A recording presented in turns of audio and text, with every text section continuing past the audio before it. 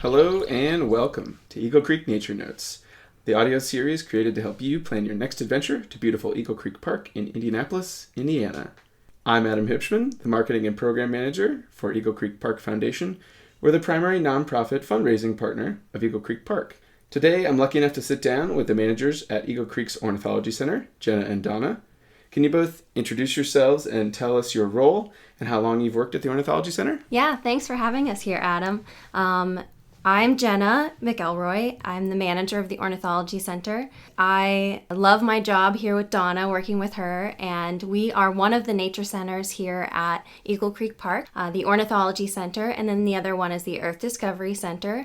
And we are focused on birds here, so we're going to be talking about birds today, and also some of our raptor ambassadors that we're really excited that people get to see in their new aviaries. And I'll go ahead and turn over to Donna. Thanks, Jenna. I am very excited to sit down with you, Adam. Thank you for featuring us on this podcast. We have a great team here at the Ornithology Center. Jenna and I work together as managers at this building. I'm the assistant park manager.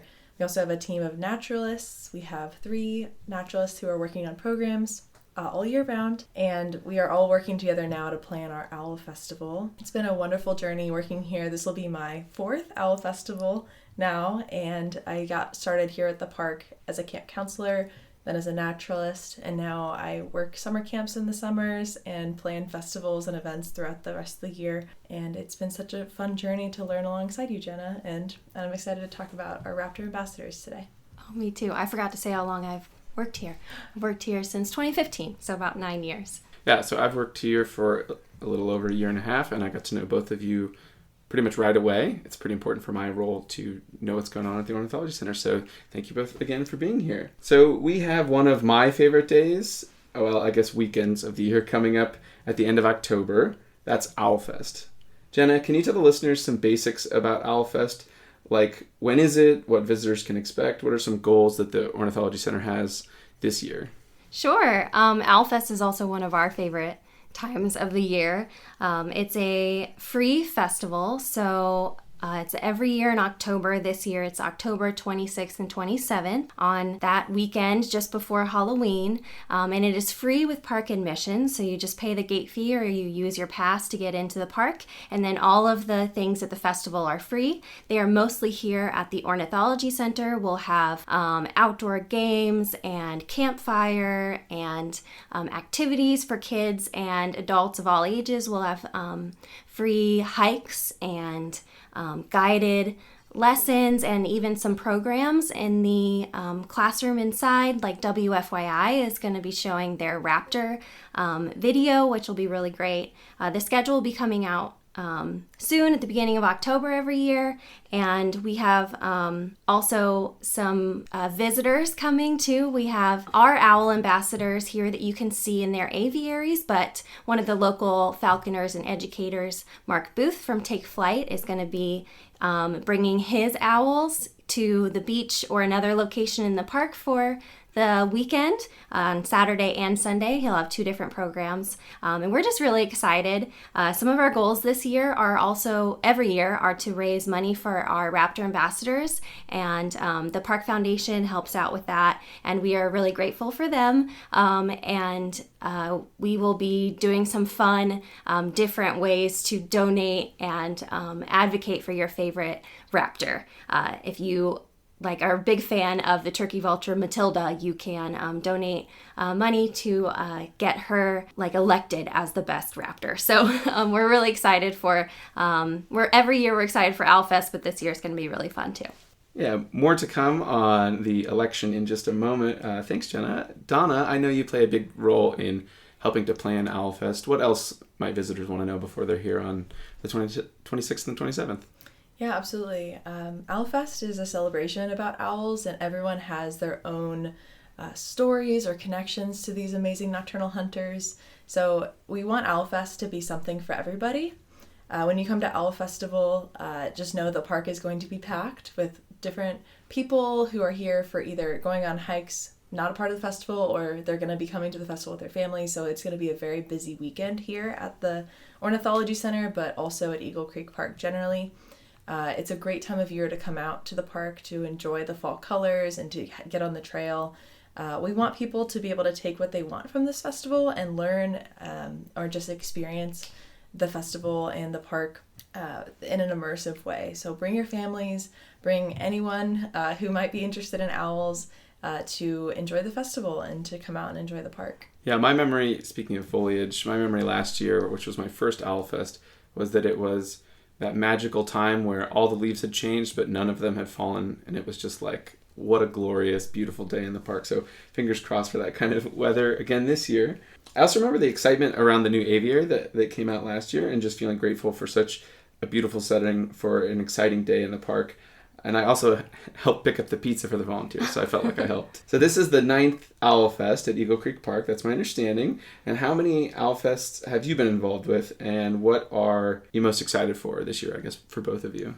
Yeah, so the park has been doing lots of different festivals and exhibits throughout the years. Here at the Ornithology Center, we have a bird fest in May, and we just loved planning these big free events for people. And so when I started with one of our previous managers, Will, we decided to celebrate owls in October because of people's love for owls, our wanting to raise money for our ambassadors and show off our owls that we take care of here and how awesome they are. And then also just celebrate the fall and people wanting to be in the park and to be outside and enjoy nature as well.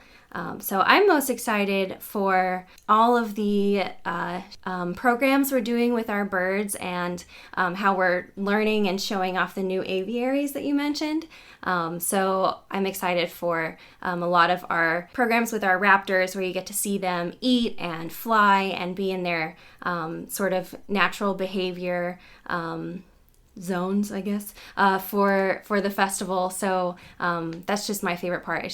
All year is showing people our raptors, but especially for Owl Festival with the big crowds and just seeing everybody's excitement. So you've been here since the beginning of Owl Fest, and you were instrumental in like just looking around and saying, we should do an Owl Fest. That's awesome. Yeah. So Donna, how many Owl Fests have you been involved with, and then what are you excited about? Yeah, this is my 4th Owl Fest. I started with the 6th Owl Fest, so I hope I did that math right. I remember my first season as a naturalist here was August 2021, and I remember that was my job, was to take on Owl Fest. I was like, oh my gosh, I know very little about owls, but in the time from planning the first one to now, I marvel at owls and the different variety and species of them all throughout the world, but especially our 8 species here in Indiana. There's so much to learn about them. So as far as the 9th annual, my 4th Owl Fest, the thing I'm most excited for is the team environment of I absolutely love coordinating this team and kind of creating the environment where people are working together for the common goal of serving our park visitors and setting up our raptors for success. And I get so much joy walking around the festival, like asking our volunteers, like, hey, do you need anything? Or, hey, like, what's going well, what's not going well? And so the logistical side is surprisingly what I really enjoy. You're very good at it. Well, thank you. And I especially love when I hear our volunteers and our the people working the festival either teaching lessons or handing out cider, whatever they're doing, that they're having positive interactions with our visitors and making those memories with them, and hearing stories about the birds that they see in their backyards or their connection to owls. Those stories are really important. Something that's new this year, or in the last several years, is that people from across the country have been coming to Owl Festival. Wow. I met somebody from Minnesota last year who found it on our Facebook. I met somebody from Chicago who's come every year for the last 4 years. She's planning to be here again with her kids. So it's really spreading to be a regional event, which we're very fortunate to reach that amount of people and to create those connections with people near and far. So listeners, I do want to echo what Donna said. Donna's being very humble. Last year, I remember having a conversation. You were like, if I've got everything in place, I've got my team, I don't need to stress. And on the day, you just look like you're having the most fun. So congratulations on last year. I'm looking forward to seeing how it rolls out this year. So excellent. Thank you. Now, I work for Eagle Creek Park Foundation, and we raise money for the park. Besides some of the large grants for big park projects, we have a fund dedicated to specific things like trails, the Earth Discovery Center, and importantly, the Ornithology Center. Besides being filled with programming and birds, Owlfest is a fundraiser for the OC, which you've mentioned, Jenna. Can either of you tell me about how these funds are used at the Ornithology Center from the fund that's specific to the building, and why the OC relies on those funds from the foundation for specific things? Yeah, so we are really lucky to have the support of the foundation. All of the donations that come in specifically for the Ornithology Center are usually used for taking care of our raptor ambassadors. So they are used for other things like keeping the bird feeder area beautiful and running, and doing little projects around the Ornithology Center, like when we want to get new taxidermy for the exhibits or update some sort of display. Most of those funds come from the Eagle Creek Park Foundation and your donations to them. And we are really glad to have them as a partner, because the city of Indianapolis, which we are part of Indy Parks, we are a city park, not a state park. Indy Parks, they have to fund and take care of all of the parks in the entire city. So we are really lucky to have our own dedicated foundation that loves Eagle Creek Park and can help support us and our raptors and all the things we do for visitors here at the Ornithology Center. Yeah, absolutely. It's been such a joy being on the management team here at the Ornithology Center, working directly with the foundation, because I feel that the foundation and especially our team at the center really channels the passion for this place into ways that can directly benefit this place. So we have a lot of people who are really passionate about supporting the Ornithology Center, whether that be our birds of prey or the local environment or habitat conservation. And working with Adam and Megan and Heather at the foundation has been such a joy, because they have the fundraising experience to make it possible to ask in the right ways and ask the right people to support our mission. And to do it correctly, because we want to make sure that we are accurately representing how people want their passion to be delivered to the park. And we also want to make sure that our birds have exactly what they need.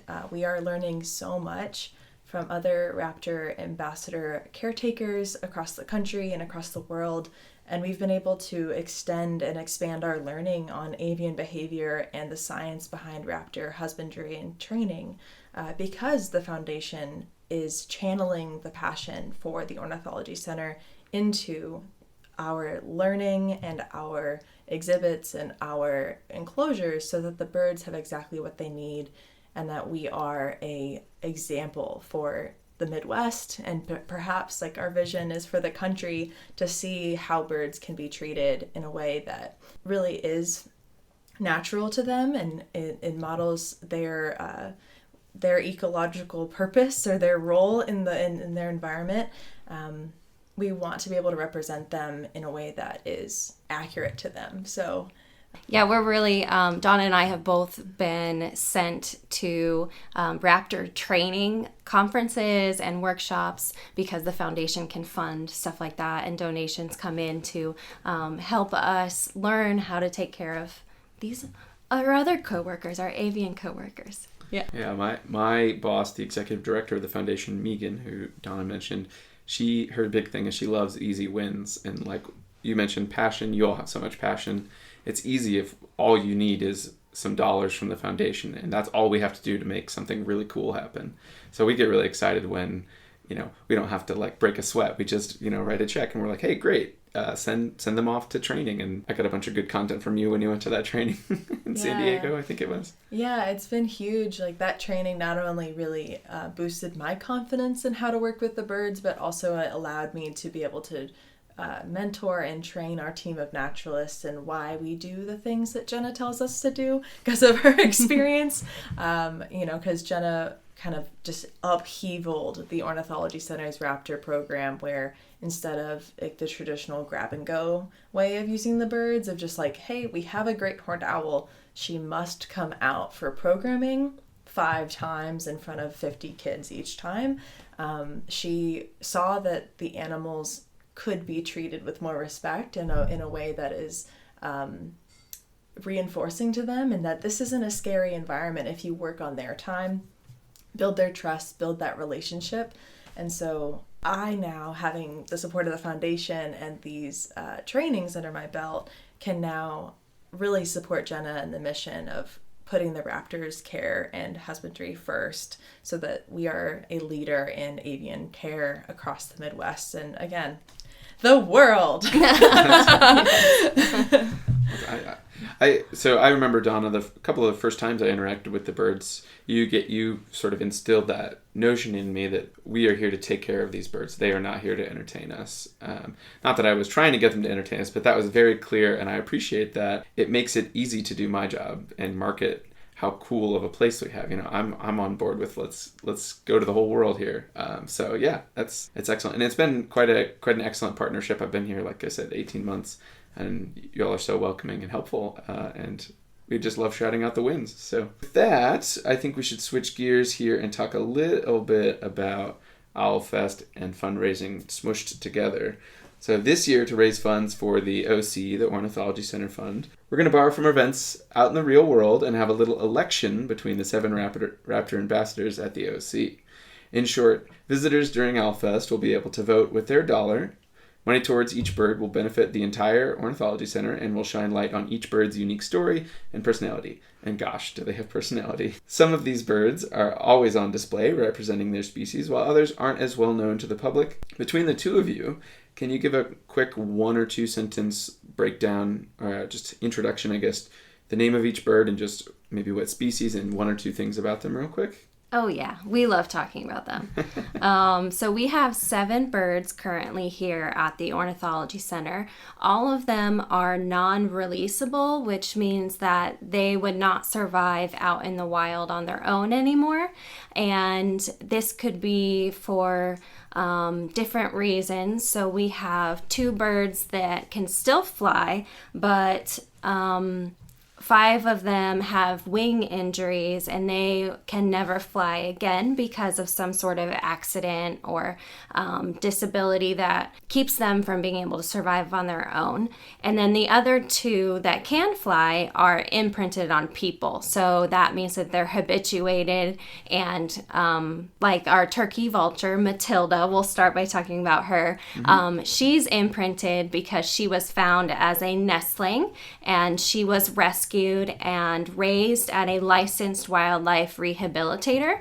But when they tried to release her back into the wild after all of those months of being in care, she kept coming back to the rehabber. So she had been imprinted. Turkey vultures and vultures in general, like the California condor, are really hard to raise in captivity in order to be re-released back into the wild. They're very social animals, and so they will imprint or habituate, which means that whoever raises them, they think that they're supposed to be with that species. So if humans raise the vulture, then the vulture doesn't necessarily know that it's supposed to be with other vultures. And so Matilda, the turkey vulture, she can fly. One of the great things about the new aviary is that we were given her a flight enclosure. So it's 40 feet long, and she can get a full couple of wing beats in there to fly. And she has a lot more room now, and everybody gets to see her. Everybody loves her. She loves watching people, and she's really comfortable in front of people, and everybody seems to really love her. Matilda, or Tilly, is what she goes as. And something about Tilly in particular is she's always out and always has such a gaze, like when you're looking at her. And I consistently will look outside the Ornithology Center and see somebody just stopped and talked to her, or they're telling her a story, or they're talking to her about, whatever it is. And I've heard some people call her an icon because she's bald and beautiful and just quite the character, doesn't have any fear of people, and it's very unique to be able to see a vulture up close, because they're typically very flighty and very, when they're on the side of the road eating carrion or scavenging a carcass, they are really quick to fly away and to get as far away from people as possible. So it's really special to see them up close. Yeah, and if you don't have, listeners, if you don't have an image in your head of what a vulture is like, you've probably seen them driving around, like maybe on the highway, those big black birds that are soaring above the trees. They're scouting for dead things, I assume, and Smelling for dead things. Yeah. Right on. Yeah. Gotcha. But Tilly is not like those birds. Like they said, if you walk up anywhere near the aviary, she will hop up and stare you in the face and be like, "Do you have a dead mouse? I'd love a dead mouse, please." Yes, she loves food. She will do anything for dead mouse or chicken or whatever raw meat we have for her. But she's so smart and social and is really fun to train. So she's one of the first birds that we learned how to train because it really helped us to apply what we learned from the workshops and conferences that we've been to, because she's so smart and I know she can read our body language. She can understand some certain words. We can do a point, sort of like dolphins respond to cues. In dolphin shows, we can point and she will fly away from us or back to a certain spot in her aviary. She's just so smart and so fun to work with. So we love Matilda just as much as the park visitors do. Yeah. So out in the aviary, we have 3 other birds. They're all separate. They have separate little homes specifically designed for them. We have a red-tailed hawk named Reddington, or Red, and he is one of the birds that's disabled. His left wing kind of tilts upwards into the sky. His wrist is twisted on his left wing, and so you might be able to see that he can jump around his aviary and kind of fly, but he's more just able to like jump pretty far, and he would not be able to soar. So when he was in the care of a wildlife rehabber, they realized that even though he can open his wings fully, he wouldn't be able to soar, which is really important for red-tailed hawks.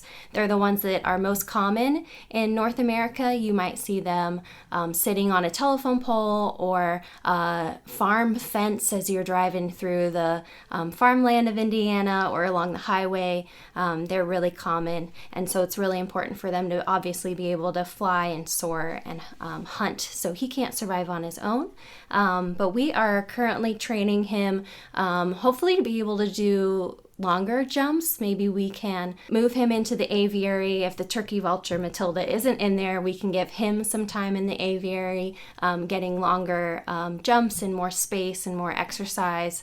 But he is one that's pretty new to being on display all the time, and we think he's doing really well adjusting. We have a special barrier in front of his enclosure so the dogs can't get too close to him, and he has an enclosure that's farther back from the public walking along the trail there. So we design all of the spaces specifically to each bird and their personality and their fears and their ability, whether they can fly or not. So Reddington's out there, and then we have 2 owls. Donna, you want to talk about the owls? Absolutely. And just real quick on Red, I've seen him progress so much in the training that we're doing. I remember when I first arrived here, he was in an enclosure that had very limited visibility because he was so reactive. But now, with the trust and the building of a relationship, he has greatly improved. And so making these decisions for each bird specifically with like Red's fears in mind and building that trust has really worked, and it's been really cool to see. But let's talk about the owls, shall we? Minerva is our great horned owl, and the great horned owl is the typical hoot owl. It's the owl that kind of sounds like hoo, hoo, hoo, hoo. You're so good at that. It's funny, I'll be teaching a program and I'll hear someone teaching a lesson and be like, and Donna will do the owl call. Yes. And then I'll come running in. But the hoot owl is our tiger of the sky, the biggest apex predator here. And Minerva, unfortunately, when she was hunting by the roadside, she was struck by a truck. And her left wing is permanently disabled. If you look at her straight on, or any owl straight on, you shouldn't be able to see their wings because they are a tube that is really good at hiding with tree trunks. And so her left wing kind of juts out and she can't fully extend it, but man, can she jump. She is so strong, and it was really impressive to work with her because her talons are enormous and they have such an impressive crushing strength, and her legs are built to take down larger mammals like skunks is great horned owl's favorite food, squirrels and other mammals, but they'll also attack other owls. She is quite an impressive beast, but we love her. She has really responded well to training and her new life here as an ambassador bird. She's been with us the longest of all the birds, right? So she's kind of seen it all. She's the bird I was talking about maybe being forced to do multiple programs in a day, and then we realized that, well, Jenna realized that that wasn't really representing her in her best state. So now she has responded so well to being asked to step forward for mice, and will actually eat a whole mouse, multiple mice, and swallow them whole in front of people. Imagine a group of 25 kindergartners watching a mouse go down whole after, maybe dissecting an owl pellet.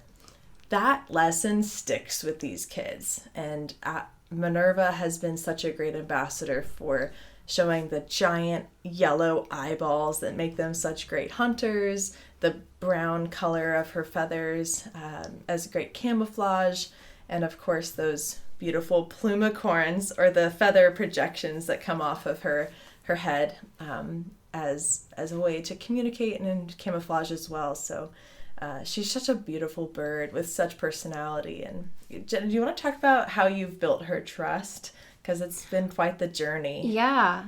So when I first started, we were still doing a lot of gloved programming, which basically means that we would get the bird out of their enclosure with no reward, no food. They were just kind of used to it, but we were also trained to get them in a way that was safe for us, but kind of basically forced them to come out of the enclosure, and they would sit on our glove. And Minerva, she didn't want to. She made it very apparent to me and also all of the volunteers and other staff that were working here that she did not want to come out of her enclosure. It was daytime, but also she didn't get any reward for it. She was just then put into a crate and either taken to a school, like being put in a big gym or a scary situation with lots of kids. We used to take her to the state fair even, which is just totally different environment and scary. Like you would never see an owl just choose to sit there, like a wild owl.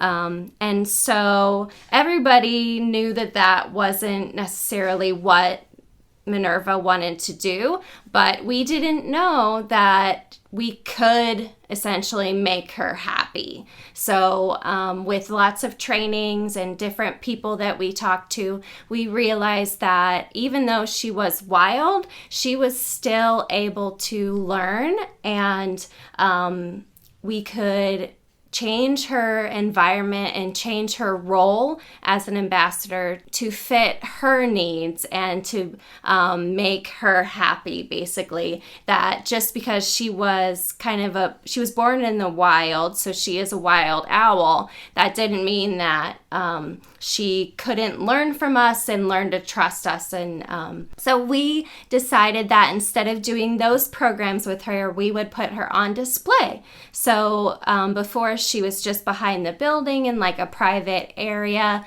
And so when we moved to put her on display, we also stopped doing those programs and outreaches and things that she obviously didn't like. And then we were able to build her trust because she knew what to expect from us. She was getting rewarded in this situation. She wasn't forced to come out and see a huge group of kids in the building. And so we think she sort of likes us now, which is a big development for her. Yeah. And it's based in the science of if an animal is displaying behaviors that they would traditionally show in the wild, such as eating or sleeping or caching food is a big one for her, because when Jenna or myself is feeding her mice on tongs, she'll eat it and swallow that food. If an animal is stressed out, the last thing that they want to do is eat in front of you. So we'll feed her, she'll swallow the mice, and then we'll give her a really large mouse at the end, and she'll take it very gently with her tongs and slowly walk away with it and place it like gently in this nook in her enclosure, which is normal behavior for an owl, because they might catch prey that's way larger than they consume in one sitting, and they'll come back for it later. So these behaviors tell us that her natural ethology, or the natural history of her, is kind of taking over, and she's able to live out her life as a great horned owl, admittedly with a wing injury, but she's here with us and living her best life. So we're very thankful. Yeah. And if you see her in the aviary, you might notice that she's always in her corner. So people say that a lot. They're like, does she ever come out? But the answer is yes. For food, she'll come out, and then also at night, she walks around her enclosure and explores her space, and maybe hoots at other owls in the area. And so she definitely is in her corner during the day. That's her favorite spot. I was just going to add, as an outsider, I was a physics teacher before this, so I've worked with students, and I feel grateful that that's y'all's approach to training the birds. We want it to be natural, because nothing's more unnatural than a bird on someone's hand. I know people have been doing that for a long time, but they haven't usually kept the welfare of the bird in mind. And also, I don't know how tempted kids are to go grab owls in the wild, but it's definitely not a thing you should do. That's a wild animal. So I appreciate the chance to work with you all, and by proxy work with Minerva, knowing that she is in a better state, and it's a more natural state. So that's awesome. And we see these birds, even though we love each of them and they have a personality and fears and likes, and we work really hard to build their trust, they aren't pets, and they shouldn't be pets. And so we've given them names so that we can see them as individuals, and people can learn to love them and respect them. But we also have the message when we have field trips, big group of kids, that these are supposed to be wild animals and they are not meant to be pets. We've talked about three of the birds now. You said one sentence, so we'll talk about Obi maybe in the. He's also out in the new aviaries as well. Yeah, Obi is such a special bird as well. We sound repetitive. I'm sorry, but he is actually imprinted on purpose, and that might seem a little weird, but we saw the opportunity to adopt a barn owl from the World Bird Sanctuary, and they raise barn owls for release into the wild to reestablish native barn owl populations, but they also have so many babies. Barn owls are more like a fruit fly in that they create lots of babies and not a lot of them survive. Or a rabbit. Yeah. And so some of those babies go towards conservation, and some of them go to education facilities like ours that have the intention of educating about barn owls and their amazing natural history. So Obi was raised by Jenna from a chick, and he looked like this little fluffy baby dinosaur. I'm going to turn it over to you to talk about what it was like to raise a baby barn owl. Oh my gosh. So we did so much research going into it. The reason we decided to get him from the World Bird Sanctuary is because imprinted or hand-raised owls are supposed to be not quite as fearful as wild-born owls like Minerva. So that's why we got Obi from the World Bird Sanctuary. But barn owls not only have a lot of babies, but they grow up so fast. So we got him when he was 1 month old, and that was the time when he could come out of the incubator, basically. So he was at World Bird Sanctuary for 1 month, and that's when he looked like the little fluffy dinosaur alien. And then we basically had 1 month with him still as a baby, and then he was all grown up. So after 2 months, barn owls will be totally ready to leave the nest and fly away. And so it was so fast. But the reason we named him Obi is because we actually picked him up. We adopted him on May the 4th. And what a perfect name. He then was grown up so fast. So I took him home maybe twice over the weekend because he had to be fed every couple hours. He was in like a little soft pen on the ground here at the Ornithology Center. And if I took him home and started training right away with getting him used to the crate and the scale and the glove, sort of trying to keep him from creating fears in his new role as an ambassador. And then he was able to fly, just like all of a sudden, basically. And so we put him out in his big spaces and his enclosure and his aviary. Hopefully we'll be able to in the future give him more space. But we need to learn a little bit more about maybe free flight, do a little bit more training on our staff and being able to maybe let him fly and explore the forest. That would be a really awesome big goal for him. But right now he's on display too. So you can come and say hi to Obi here at the aviary. One of the things about that I find really cool is that for each of the birds, I know we haven't talked about all of them yet, but they have their own stories, their own, if training begins here and ends when they're no longer with us, they're along some band of like, we've got big plans for each bird and we want to see progression, but again, couched in the right thing for the bird. So I really like all of that.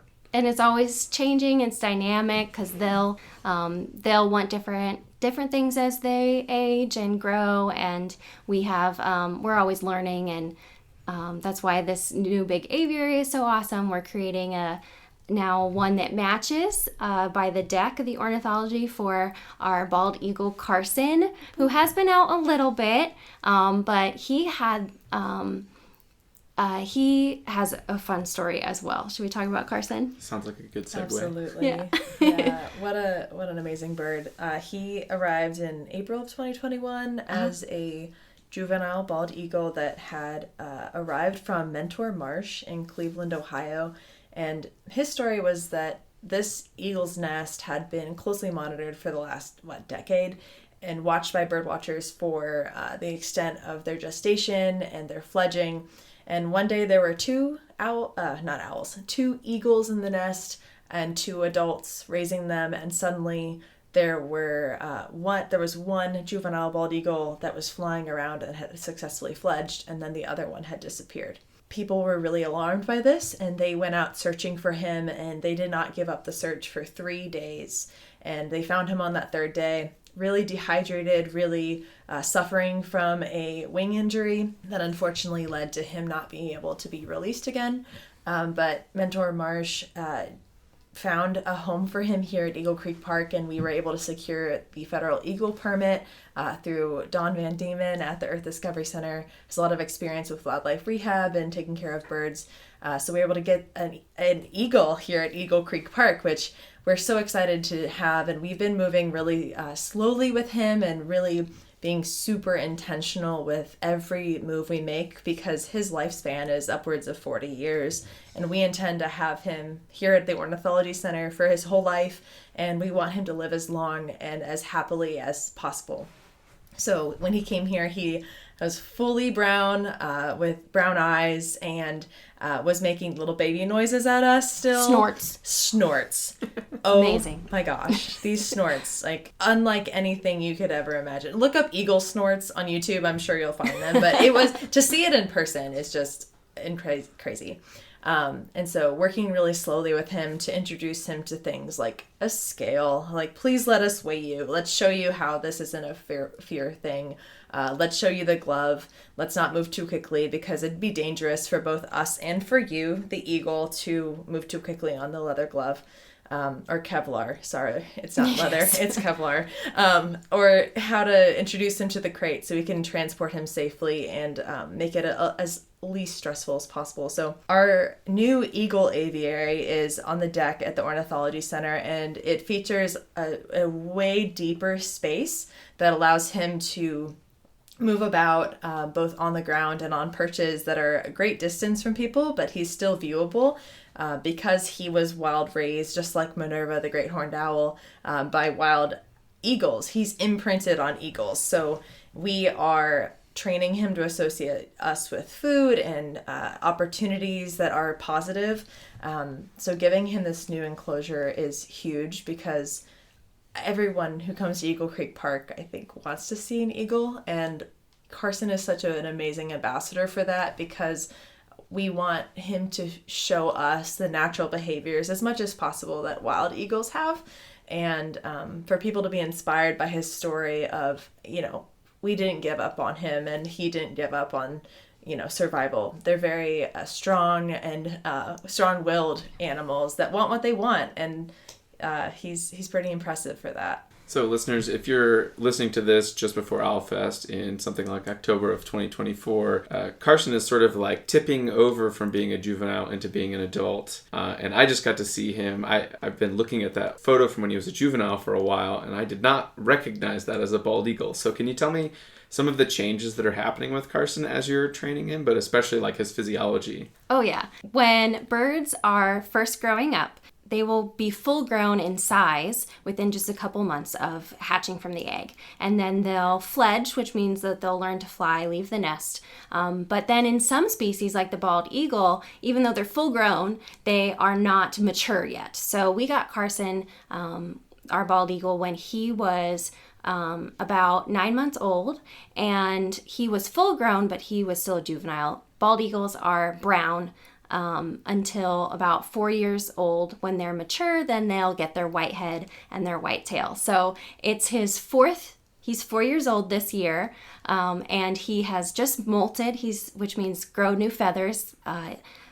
Birds will do that about once a year. They'll grow all new feathers. And so he was brown and kind of white and brown and speckly last year. And now he's almost fully white on his head and his tail. He has a little bit of brown speckles still. So probably next year he'll get totally white head and tail. But he's growing up physically like that as well. He should, if he was in the wild, he would be trying to find a partner and building a nest and being mature in that way at 4 years old. Something I didn't anticipate was his eye color and his beak has changed too. So his juvenile form of all brown is meant to camouflage them because they're still, learning and vulnerable to a mature eagle would maybe take advantage of an easier meal. It wouldn't be easy by any means, but a young bald eagle would be easier to take on than a fully mature adult eagle. So the full plumage that Jenna described is coupled with his eyes turned from this hazel brown to a bright yellow. And his beak went from that like walnut chestnut brown to, it's right now like a pale brownish yellow, but it'll be bright yellow in probably just a few weeks. And that his beak is made out of the same material as our fingernails and our hair called keratin. So it's continuously growing, and we have to do routine bird care is trimming their beak and nails. So we've gotten a really close look at how the growth has come in and how his beak is beautifully formed and it's changing color, which is just such a mind-blowing thing to witness up close. Yeah. We are excited to show people Carson in his new enclosure. We're hoping to have him out by Owlfest. We're working really hard to get his evil aviary. No, eagle aviary, the opposite of evil, please. So people can see him up close and marvel at his beauty. Yeah, you mentioned people want to come to Eagle Creek and see an eagle, and soon that will be the case with Carson, but you can also, listeners, see bald eagles here at the park I know there's a couple that nest around here, and I actually saw two a few days before we were recording this. So just come on out and look up. You'll see some dark shapes in the sky. Could be an eagle. Yeah, and that's a really good way to explain Carson's name. So actually, we named him after Rachel Carson, who helped to start the environmental movement with her book Silent Spring, and helped to identify and save the raptors from a pesticide called DDT. So that's why we named him Carson. And if you are native to the Midwest or Indiana, you might notice a lot of raptors are coming back, basically, and that is real. That is a real observation. They were extirpated. Eagles were extirpated. A lot of other raptors were totally gone from the Midwest because of this pesticide DDT and getting into their food and affecting their ability to reproduce. It made their eggs soft, basically. And so that's why we named Carson after Rachel Carson. Very nice. Yeah. Nice. So we've got a couple more birds, and these are birds that folks may not be so familiar with, even if they've been to the park quite a bit. Yeah, we have two falcons. So those are our last two, and they are not on display because they do basically what we call traditional programming, which is they sit on the glove and they come out of their aviary and they're comfortable in front of groups of people. We've trained them to sit on our hand on the glove. And this is kind of a traditional falconry method. Falconry isn't just falcons, but falcons have been trained for centuries to hunt as a pair with people, and they are very trainable, basically. So we've trained our two falcons. We have a peregrine falcon named Freyja, and then a American Kestrel female named Hazel. So we've trained them to be comfortable on the glove, and they get food reward, and they eat in front of people, and they also don't mind traveling in their crates. So they're also really good at waiting in their crate for food, and then they get excited when we open the door to get their favorite treats on the glove, and even in front of big scary crowds, sometimes even dogs, and they're just really comfortable. We've worked really hard to make them happy in that role as their ambassador. So they're off display to the public, but they do programming. And Freyja, the peregrine falcon, comes out of her aviary 3 or 4 times a week for some scheduled programs and some other non-scheduled programs. We have an amazing volunteer. Her name is Donna McCarty. She's been volunteering at the Ornithology Center for way longer than we've even been here. She started doing bird walks in the 70s when the park first opened, and then she's been an amazing volunteer for the Ornithology Center, but she's dedicated so much time to training our peregrine falcon, Freyja, and getting her comfortable in front of people. And so she does a Falcon Friday presentation every Friday at 2 o'clock. And Freyja will come out for that. Sometimes we bring Hazel out for that too if we need to practice with her or if Freyja needs a break. So hopefully for OwlFest Falcon Friday on the October 25th, we'll do a program with Hazel as well, the Kestrel. But Donna McCarty also does a Meet a Raptor program, 2:30 on Sundays with Freyja, and then she does some practice programs throughout the week as well to kind of just keep Freyja always comfortable. She gets her favorite food, which is little tiny chicken with all the feathers and bones, and rips them up in front of you. And you can still see her if you're a little bit grossed out and just not really watch the food being eaten. But yeah, she will. She's a really fun sight if you've never seen that program. Don't worry. Unlike the zoo, there's no splash zone here at Falcon Friday. Just stand in the back and you won't see it as closely. So in the spirit of the election, especially for those last two, can you tell us a little bit more? Because I think those are two birds that people may have heard of but don't know that much about. What are they like in the wild environment? Because I know they've got some interesting things going on. Yeah, so this election that we're doing, we are going to sort of create platforms or personalities or things that make each of these birds special, and that they are going to try to win your vote for them at OwlFest to help us raise money, but just for fun also because they do all have different personalities and we love them. Hazel, the American Kestrel, she is more of an introvert. So she lives upstairs of the Ornithology Center in a enclosure that is out on one of our enclosed porches upstairs. So she has a view of the water all day. Very relaxing environment for her. But she's more of an introvert. So we have to practice and give her favorite food, give her treats to come out in front of people. But Hazel is an American kestrel, and kestrels are a type of falcon. They are North America's smallest falcon, and falcons are known for speed. So American kestrels have very long wings, and they're very aerodynamic, just like other falcons, but they use their long wings in the wild to hover over fields and prairies, and they would hunt for mice in the field, or they might even eat small insects. They are very small. Hazel only weighs about 100 grams, which I don't know what that is in... It's like a third of a pound. Yeah, way less than half a pound.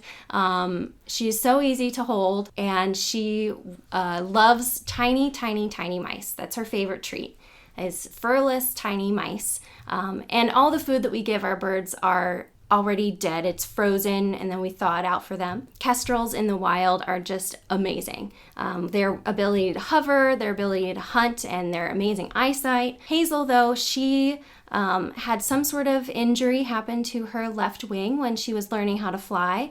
We adopted her when she was only about 6 months old. She still had a couple little fluffy down feathers on the top of her head, which let us know that she was probably still a fledgling, and she hurt her left wing, and it sticks forward a little bit funny. It doesn't open at all. She can't open her left wing at all, so she's very unbalanced when she tries to hop around. So we have to keep her in sort of a smaller enclosure so she doesn't hurt herself, and give her exercise and enrichment in other ways. So even her left wing, we have to trim the feathers on there because they're so long, because falcon feathers are so long. So she takes some extra special care. Donna, you want to talk about peregrine falcons? They're very cool. Absolutely. So our peregrine falcon, Freyja, she came to us from Cincinnati, Ohio, and was found on the road in the middle of the city by a couple that was on their anniversary dinner date. And this couple found this fledgling falcon, and clearly she was in distress. So they fortunately had a dog crate in the back of their car, and they carefully put her in there, took her home overnight, and then got her to a wildlife rehabber. And Raptor Inc. in Ohio. Raptor Inc. in Ohio, and they do such amazing work. In fact, when they were first starting to work with her and kind of assess what her needs are and kind of what her capabilities are after her injury, they asked her to step up on a glove for food, and she immediately did it. And as soon as we saw that video from them, we said, that's our girl. Yep. And we really wanted a glove bird that could train with us and be really consistent with our weekly programs, because peregrine falcons are especially important to talk about here in Indiana. They were also extirpated, which means that they were locally extinct in this environment because of the chemical DDT. And they were reintroduced primarily by falconers who released them in all major cities. And you might be thinking, well, why would they release them in cities? That's because they are urban dwellers, or synanthropes, meaning that they work really well in the human-built environment, and they nest on skyscrapers because their traditional environment is cliffsides. They established in downtown Indianapolis and along with other major cities in the Midwest. And the name Peregrine means wanderer. So the birds that were released here in Indianapolis, I think, went to Kentucky and Evansville and Michigan. So the bird nest now is at the Key Bank building. So if you stand in the middle of the circle downtown, you'll look up during like early spring, summer, you'll see the really fast birds diving and hunting pigeons mainly. They'll perch on the cliffside or a skyscraper and watch and using their amazing eyesight, they'll pinpoint a pigeon or a dove or a starling urban bird flying, and then they'll dive out of the sky at 200 plus miles an hour. It's been recorded, and then deliver a knockout punch. The bird will then be knocked out on sight, and then they'll scoop it back up and grab it with their talons, bringing it to that cliffside or the ledge of the skyscraper, and feed it to their babies. So if you're an urban dweller, maybe you relate to the peregrine falcon because of their tenacity to adapt to whatever environment they've been put in. I have to say, personally, I was obsessed with peregrine falcons growing up, and cheetahs. I guess I liked fast animals, but yeah, they have the flight record speed, right? Peregrine falcons? Yeah, fastest animal on the planet. On the planet. Yes, but they are using gravity, and Cheaters. They are built to be fast. They are so aerodynamic. They will dive downwards through the sky in this shape called a stoop shape. They'll bring their wings in and kind of be like a missile, basically, through the sky using gravity. But 240 something miles per hour is a record, and cheetahs run maybe like 60 miles an hour. Yeah. So, but that's still fast for an animal. Yeah. And not only that, but they can see 2 miles away with their amazing eyeballs. Yeah. That a falconer tested it using a lure, and they were able to find the lure or the swinging tennis ball 2 miles away and got a food reward. And it's really amazing that these apex predators have returned in force in Indiana. And there are so many dedicated volunteers and bird watchers that are keeping track of these populations and making sure that they're healthy. And Freyja does an amazing job coming out and showing people about their amazing natural history, and being able to see a bird up close eating in the way that she does so gracefully is just phenomenal for people to see. Yeah, we love her too. Okay, so Jenna, Donna, as we get close to the end here, I actually have a simple question maybe we should have started with, but what makes all 7 of these birds raptors? I know we refer to them as the raptor ambassadors, but they must have something in common or several things. So what makes them raptors? Yeah, we have 7 individual species, so they are all very, very different. We talked about even as individuals, they're very different as well, but as species, they're so well adapted to different food sources and environments. It's quite amazing. But raptors is a general term that means usually a meat-eating bird that is a predator, eats meat, eats other animals in the wild. They have a hooked beak in order to rip apart the meat. And they also have talons and usually strong feet in order to grip and kill their prey. So all of our raptors are in that category of bird. And other birds that you think about that might eat meat, like fishing ducks or herons, they are also predators, but they don't have that classic hooked beak and sharp talons that raptors have. But they are not all related. Vultures and falcons, hawks, eagles, and owls, those are our types of raptors. But falcons are actually more closely related to songbirds. They've just, through convergent evolution, gotten that hooked beak and sharp talons as well to hunt their prey. And then one other difference is the vultures, which are not predators, they are scavengers. So they have that hooked beak still. They have good eyes in order to find their food from soaring up high in the sky, like other raptors, but they don't have sharp talons necessarily because they don't have to kill anything. Their food is already dead. So the turkey vulture, you might see Matilda walking on the ground. She looks more kind of like a chicken. She has like little talons that she can definitely use to grip her food, but she doesn't have really strong feet like the great horned owl or the bald eagle. So for our listeners, this podcast is intended to bring them out to OwlFest. We hope to see all of you there. Could you two give us a quick recap? Who are our 7 candidates? Just a quick run through back for our listeners.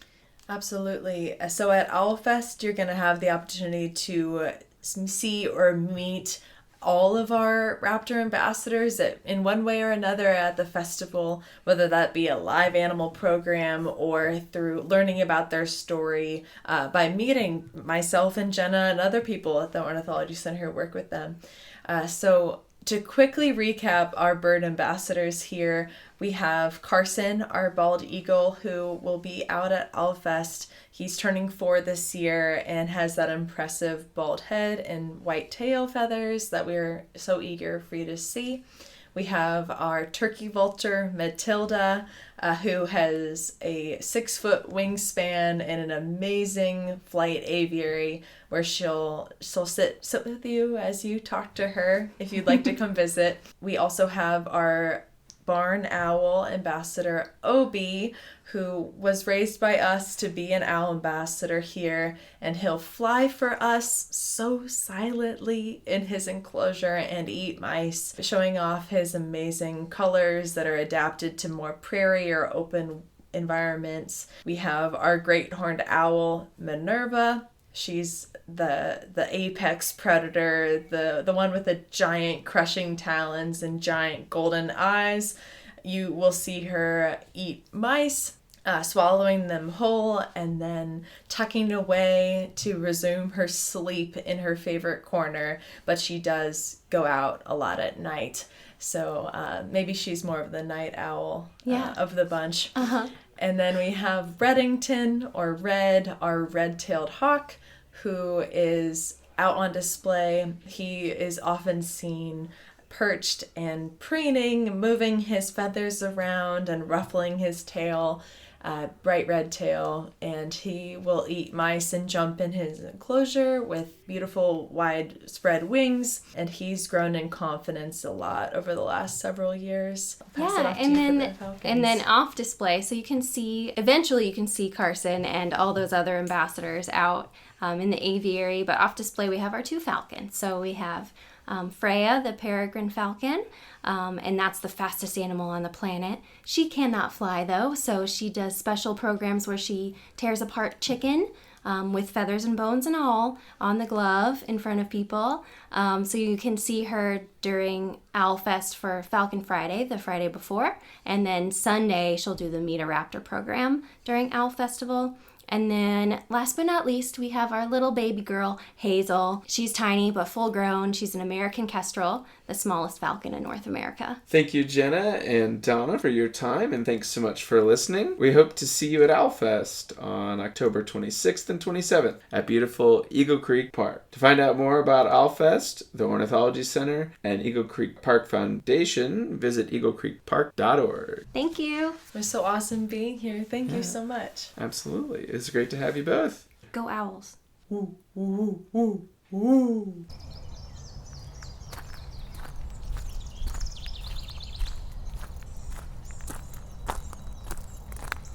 Subscribe or follow the podcast in Apple Podcasts, Spotify, Audible, or wherever you listen to podcasts so that new episodes will be delivered to you as soon as they're available.